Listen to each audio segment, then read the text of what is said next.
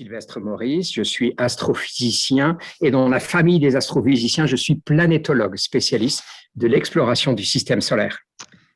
Quel a été votre parcours d'étudiant?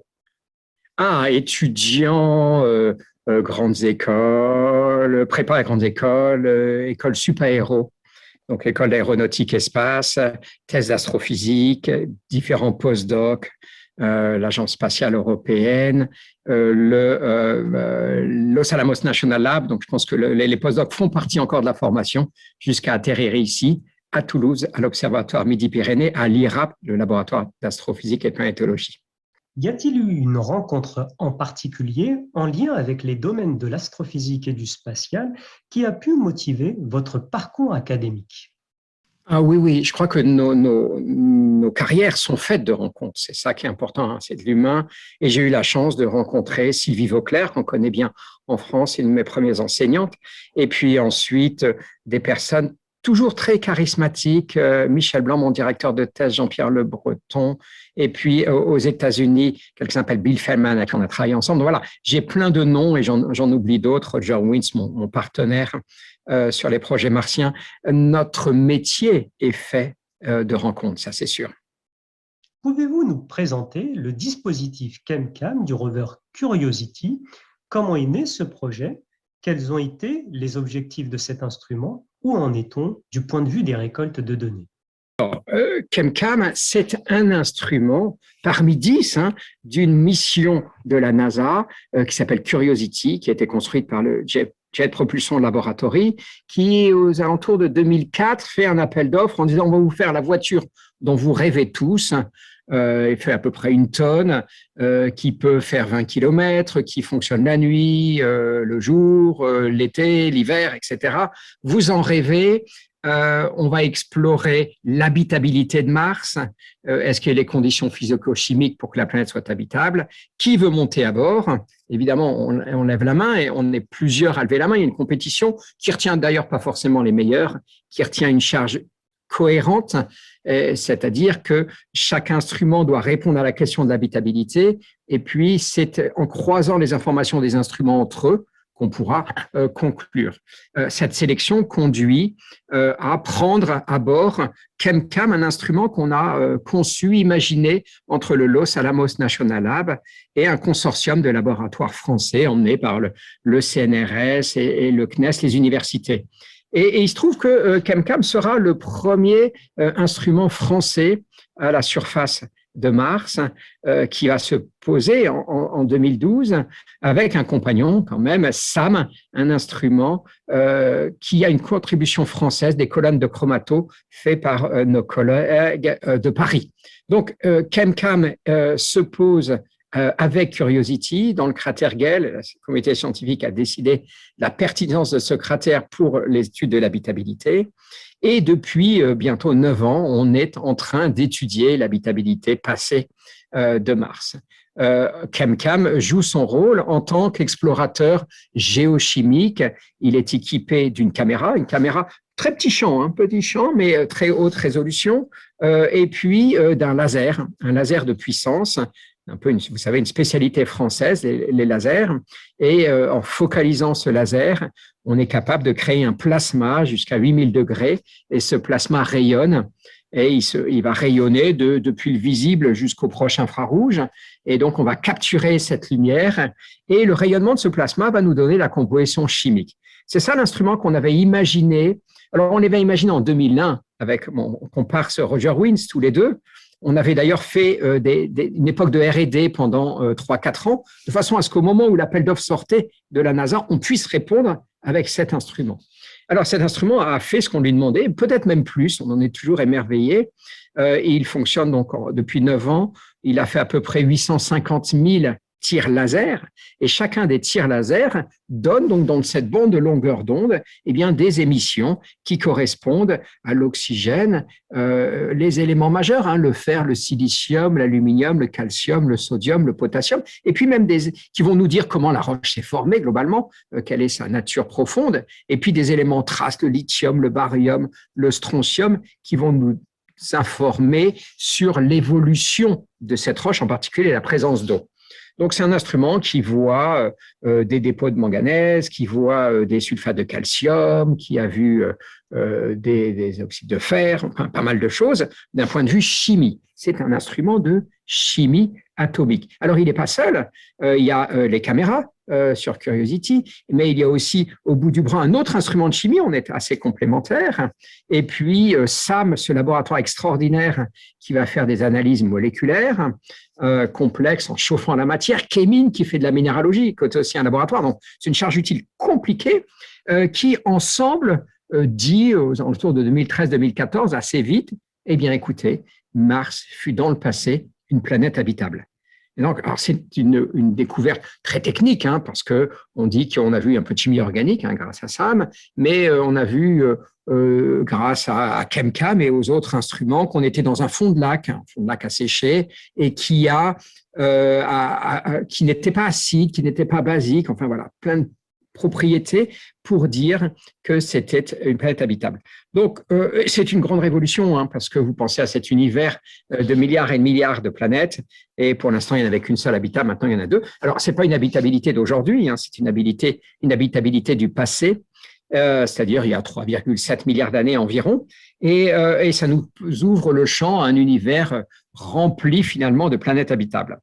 Et donc, Curiosity a fait le boulot et il continue. Il faut qu'on caractérise cette habitabilité. Est-ce qu'elle a duré dans le temps? Comment elle s'est arrêtée? Puisqu'aujourd'hui, la planète Mars n'est plus habitable. Donc, on continue notre excursion.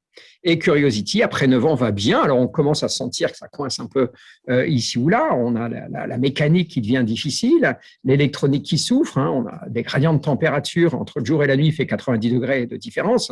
Donc, les nuits sont froides, on peut vous le dire. Et donc, voilà, la très, très belle technologie américaine qui a eu la délicatesse et de nous inviter à bord et sous la maîtrise d'ouvrage, évidemment, du CNES. Hein, en France, on est avec le CNES, les laboratoires scientifiques et puis des industriels, il va falloir plein de monde, ont pu construire cet instrument ChemCam. Pour nos amis parisiens, contribuer à SAM, cet autre instrument. Et ensemble, eh bien, on a livré nos instruments, on fait notre science et la NASA dit, écoutez, on a l'impression que vous avez fait du bon boulot. C'était un peu avant qu'on se pose. Est-ce que vous êtes prêts à les opérer? Est-ce que vous êtes prêts à les opérer à Toulouse? À Toulouse, on montre un centre opérationnel et depuis 9 ans, on opère les instruments français. Alors, opérer un instrument, c'est pas simplement dire je tire au laser, c'est dire ah oui, mais j'ai besoin de l'énergie, est-ce que quelqu'un l'utilise? J'ai besoin de la télémétrie, j'ai besoin de rouler. Donc, il y a tous ces paramètres qui font qu'on a un peu l'impression de piloter tout le rover. C'est un ensemble, au début, de plus d'une centaine de personnes. Maintenant, on est un petit peu moins, qui tous les jours décident ce que doit faire le rover. Alors, on le fait ici à Toulouse, une semaine sur 2. L'autre semaine, c'est nos collègues de Los Alamos qui le font.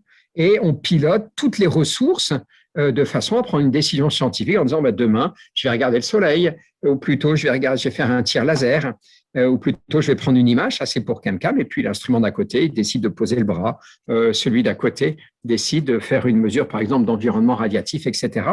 Donc voilà, c'est de la science commune, collaborative, c'est certain, plein de nationalités, les États-Unis en tête, vient ensuite la France, et puis nos collègues espagnols, et puis des Russes, et puis des Canadiens pour Curiosity. Et donc, une belle mission qui n'a pas fini. Hein. On a du mal à arrêter nos missions et c'est juste. Là, on a une nouvelle frontière devant nous, une frontière qu'on appelle une région de sulfate qu'on a repérée à distance orbitale et qui doit nous dire peut-être comment se termine cette période d'habitabilité. Voilà. Donc, c'est une belle mission, une des missions du grand programme martien, pour l'instant la plus agile, jusqu'il y a quelques mois, et la plus performante à la surface. Bien. Quelles sont les retombées sur la société civile de ce dispositif utilisé par le laser ChemCam? Certains soulignent qu'aux États-Unis, le docteur Noureddin Melikchi et son équipe ont mis au point une nouvelle technique d'analyse basée sur le laser de Curiosity, permettant ainsi de dépister le cancer de l'ovaire. Ah oui, alors, c'est une thématique importante de l'exploration spatiale, de savoir comment on va… l'exploration spatiale, c'est quoi son objectif? C'est la connaissance, pour ce qui nous concerne, hein, au-delà de l'orbite de la Terre. Connaissance assez fondamentale des origines de la vie, des origines des planètes, du fonctionnement de tel ou tel volcanisme, atmosphère, etc. C'est de la connaissance. On investit beaucoup. En investissant, souvent on nous dit, mais qu'est-ce qu'on a en retour? Alors on dit, oui, on a de la connaissance, oui, bon, il y a quelques personnes que ça émeut, d'autres un peu moins. Et alors d'autres, on leur dit, bah, écoutez, d'abord, on a fait travailler des industriels qui ont besoin, parce qu'on a besoin de construire, de faire de la technologie. Et en faisant cette technologie, ils ont potentiellement développé des nouvelles technos. C'est pas les objets. Un rover martien en lui-même, vous le mettez dans les rues de Paris ou de Toulouse, il est assez pathétique quand il fera ses 20 mètres dans la journée ou ses 50 mètres dans la journée, avec un réacteur nucléaire qui quand même rayonne un petit peu, avec une petite puissance électrique. C'est pas un transformer. Son avantage, c'est qu'il est capable de fonctionner en relative autonomie dans des conditions absolument extrêmes. Et donc, le spatial cherche une certaine performance, mais avant tout une grande fiabilité. Il a traversé un chemin de plus de 300 millions de kilomètres. Il s'est posé, il a décollé, il s'est posé dans des conditions absolument extrêmes. Il y a des gros gradients de température, il y a des radiations, etc. Donc, on imagine, faut pas imaginer que le spatial construit le top de la technologie. Le top de la technologie, c'est un téléphone. C'est impressionnant tout ce qu'il y a dans un téléphone. Ne serait-ce qu'un récepteur Galileo grand comme un... Voilà. Ceci dit, un téléphone ne tiendra pas les vibrations, les chocs, etc. Et donc, il ne faut pas se tromper. On va aider nos industriels à faire surtout des savoir-faire. Comment coller un bout de métal à tel autre. Et en cela, on participe effectivement au développement de la technologie de haut niveau. Il arrive de temps en temps que nos instruments, on puisse les réutiliser. L'instrument ChemCam, en soi, des instruments basés sur la technologie d'ablation laser existent depuis longtemps. Hein. Ils s'appellent des instruments qu'on appelle LIPS, qui sont pour faire des études de sol, des études d'analyse atomique diverses et variées, des explosifs, et pourquoi pas, dans le cas de Noureddine. Noureddine est un membre de notre équipe, hein, on connaît très bien depuis maintenant une quinzaine d'années, et Noureddine développe une partie de l'application LIPS sur des biomatériaux avec des recherches de type cancer, avec un certain succès.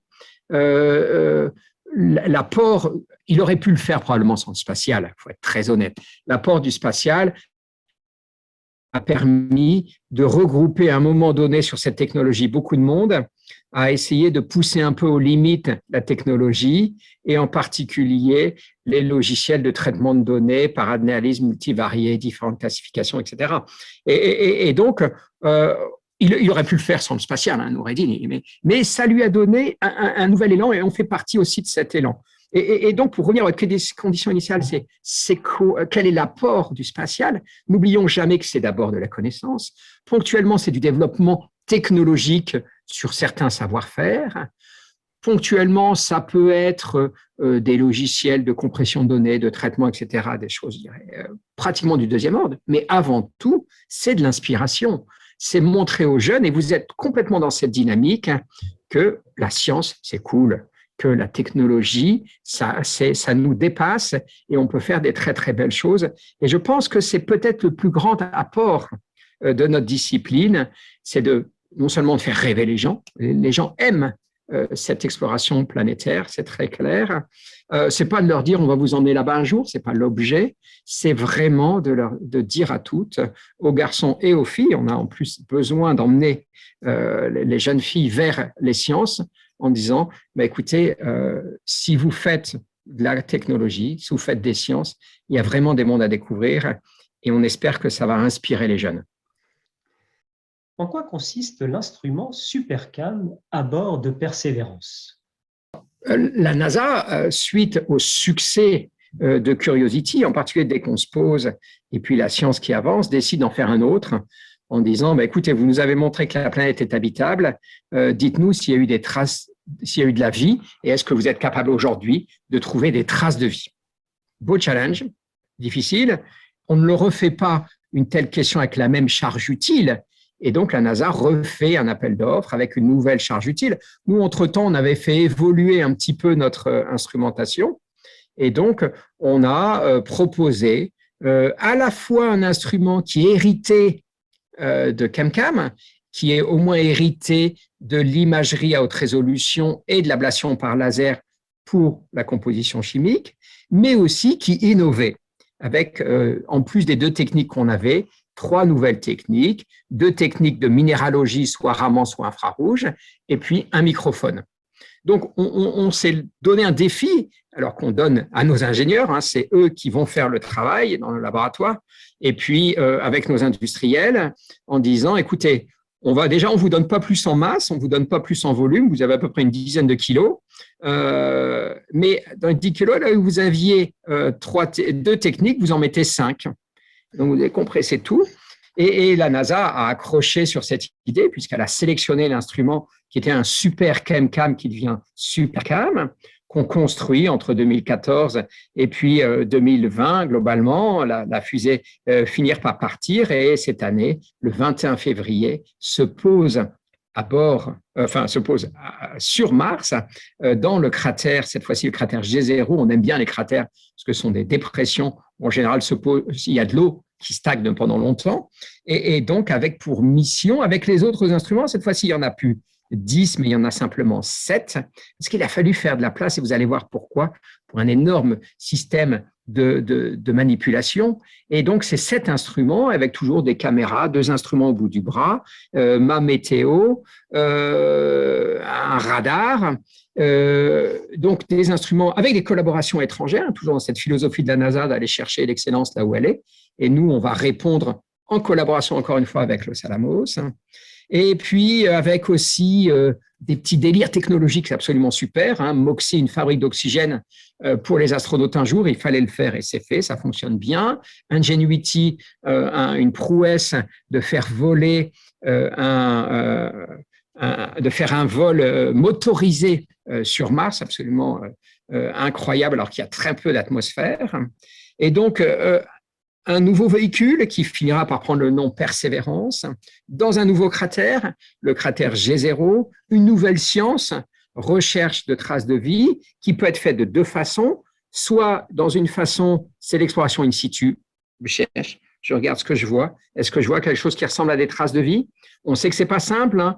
Curiosity nous a dit, chercher dans une fenêtre de temps d'il y a au moins 3 milliards d'années, et donc les traces sont probablement très ténues. Il y a beaucoup d'érosion, c'est moins active qu'une érosion terrestre. Hein. La Terre efface son passé. Heureusement, Mars a une tendance à conserver son passé. L'érosion est lente, un peu d'eau, beaucoup du vent. Et donc, on sait que ça va être difficile. On va le faire in situ. Mais si on n'y arrive pas in situ, on va se donner une deuxième chance en préparant des échantillons qu'on emballe dans des petits tubes et qu'on va pouvoir rapporter sur Terre en 2031. Et donc, Persévérance est la première mission de retour d'échantillons. Et ça, c'est quelque chose de très important parce que ça fait 20 ans que tous les planétologues martiens disent le Graal, c'est un échantillon.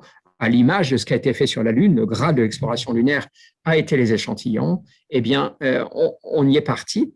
Et on va comme ça rapporter ces échantillons. On n'a pas encore prélevé le premier, on en a 40 à prélever, on va se donner à peu près 6 ans pour le faire.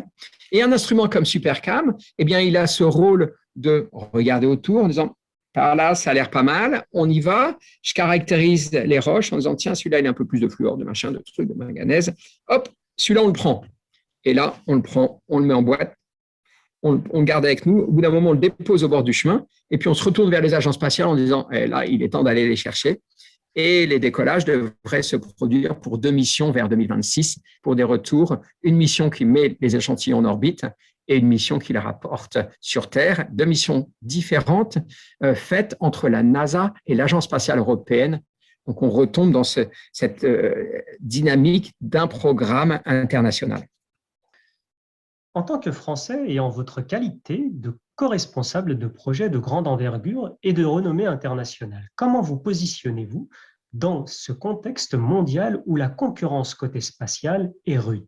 Comment affirmer dit autrement, la présence française garante d'un savoir-faire d'excellence. Tout cela en considérant l'émergence des différentes startups, la présence incontournable de la NASA, le développement du spatial chinois, russe, pour n'en citer que quelques-uns. Il faut reconnaître qu'effectivement, l'univers du spatial évolue. Et c'est une très bonne chose. Il faut reconnaître aussi le mérite des agences spatiales nationales qui ont fait naître des fusées, des satellites, mais aussi des écosystèmes industriels qui vont ensuite prendre de plus en plus d'importance, prendre de l'autonomie et commencer à faire cette exploration par elle-même. Alors, il ne faut pas se tromper non plus, 98% du spatial, c'est la Terre. C'est mettre un satellite autour de la Terre pour des communications, pour des observations, pour la navigation, pour ensuite différents champs, qui soient militaires, qui soient météo, etc. Nous, on ne compte pas dans cette histoire. Les gens qui explorent le système solaire sont une infime petite partie. C'est encore un monde réservé en grande partie aux agences. Pourquoi? Parce qu'il n'y a pas de modèle économique. On ne construit pas un modèle économique avec de la donnée de composition des roches sur Mars.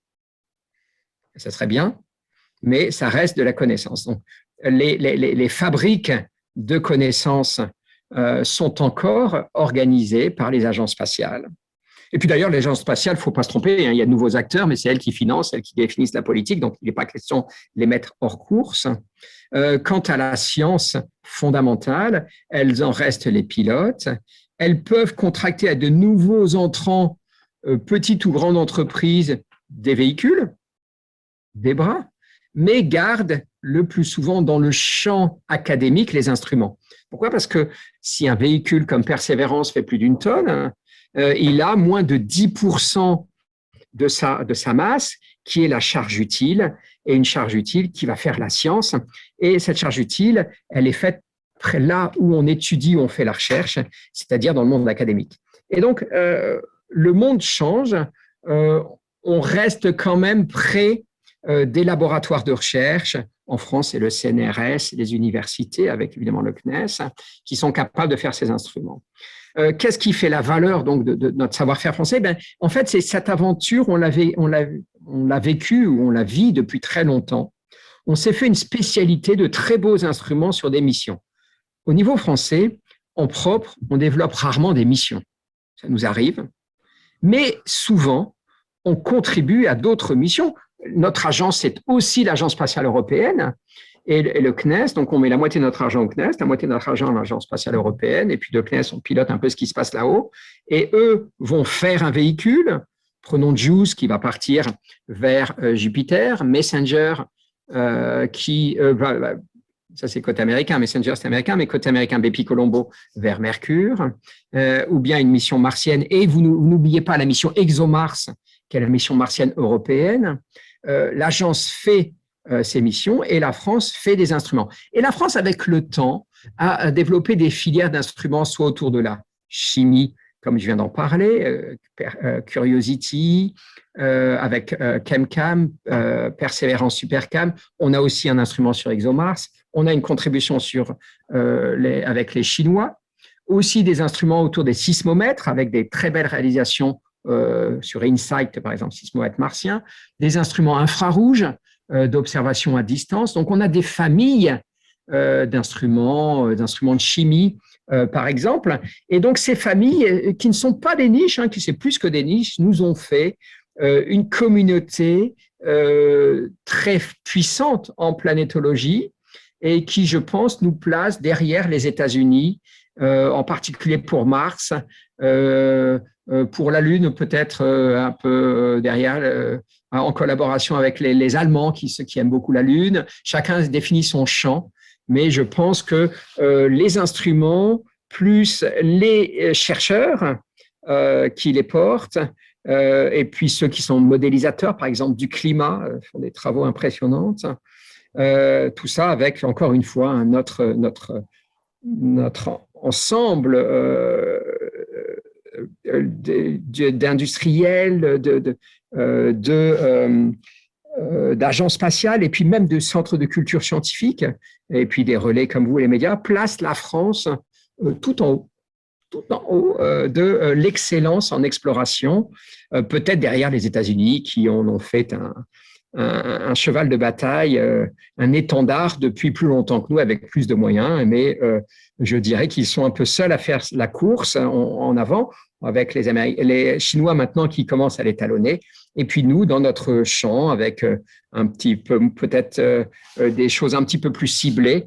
La France a un très, très beau rôle à jouer. Ça peut durer à condition qu'on reste dans cette dynamique de multiplier les accroches avec l'Agence spatiale européenne, notre principale accroche, mais aussi avec la NASA, parce qu'on fait des approches bilatérales ou plus complexes, et puis maintenant avec la CNSA pour nos amis chinois, et puis on a des collaborations avec les Japonais, la JAXA, avec l'ISRO, et donc c'est l'Inde, avec la Russie, qui sont en fait tous ensemble les acteurs principaux de l'exploration interplanétaire. Donc on a notre rôle, on le tient, on est présent, je pense, partout, dans toutes les commissions, dans toutes les choses. Le spatial, vous avez raison, se modernise, se renouvelle plutôt côté lanceur dans un premier temps, et puis ensuite côté véhicule, côté instrumentation, on est encore très proche des laboratoires scientifiques parce que c'est eux qui vont analyser la donnée. Donc, c'est plus sain que ce soit eux qui construisent leurs instruments. Alors, pour terminer, que conseillez-vous aux jeunes intéressés, jeunes hommes et enfin garçons et filles, intéressés par les sciences en général et l'astrophysique et le spatial en particulier? Bon, c'est très clair, c'est notre mission. Notre mission, elle est de faire de la recherche, c'est clair, mais aussi de se tourner vers les jeunes, dont notre rôle, c'est un rôle pédagogique. On est des enseignants, et donc on enseigne des stages de découverte, les plus petits jusqu'en thèse, évidemment, dans tout le champ, et puis même après.